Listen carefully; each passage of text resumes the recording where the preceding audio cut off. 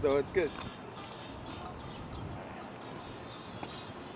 Oh, Omar, All right, no problem, kid. record me No doing worries. record me doing Dolomar to the music. That's cool. That's cool. No worries. This is the Bronx right here. This is we play the music Okay. outside and do our dance.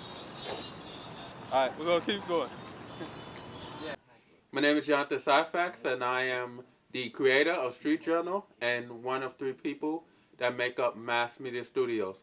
It is basically a story about a young man named Tyreek who is trying to build a new life for his 2-year-old daughter and the mother of his child, and trying to break out of an environment of abuse by telling his story. We get an insight into his life and kind of walk with him through his life through journal entries in which he puts into his book, and later it materializes into a story.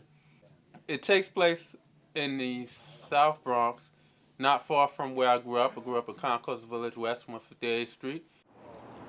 We are in the complex in which I grew up. Concourse Village West. I was on the 15th floor. My terrace is actually about 15 up from this row here. A lot of the story and writing take place here. A lot of the memories that happen within the book itself happens right in this complex here, Concourse Village. And this is basically where I grew up. This is kind of the start of Ty and his journey. In fact, in the story, there's a shot where it opens up where he's by his window writing his story. The premise of that actually came from the window up there where I lived, where my terrace was, where I'm kind of sitting by the window and writing facing out to the grounds of Concourse Village. So that began kind of the process, and this is where the whole story really started. Started with my life and origins right here. Annabelle's art really captures a lot of the story and time and culture and problems that was going through the 80s and 90s, specifically in the South Bronx. So it's a real heartfelt story. It's not stereotypical. It's telling the story of this kid creating what I believe to be very solid, real, positive characters. Not perfect characters, but they're trying to get somewhere outside of their situation the best way they know how. John's a natural. I gotta give it to him.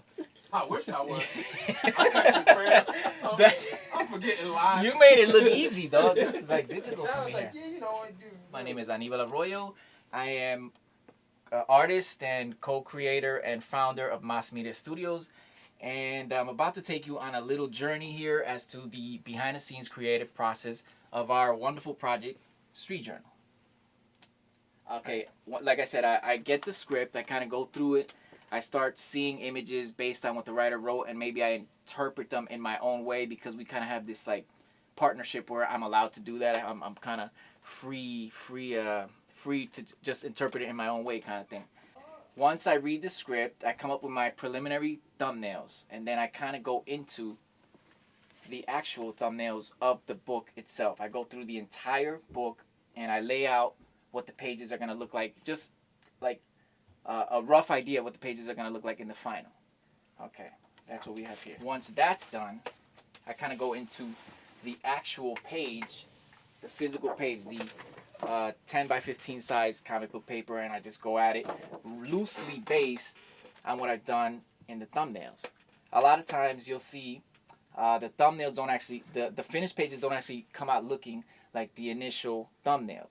But that's okay because as long as the basic idea of where everything's going to go on the page, it works out. We're doing a little, it's what they call a scouting. It's a scouting day for the Avengers Part 2. We just happen to be in the Bronx. You want in? No, you want to be an extra? Wait to the camera. You want in? You say hello? Me and George worked on the script for approximately 7 years, the countless amount of edits, to try to have a story that's concrete and solid outside of just a urban tale, but something with a lot of heart, a lot of message, a solid feel. My name is George Medina. I am the co-writer of Street Journal. And basically, I got involved with the project, I think it was about 7 years ago. I was still going to college, and that's where I met Jonathan.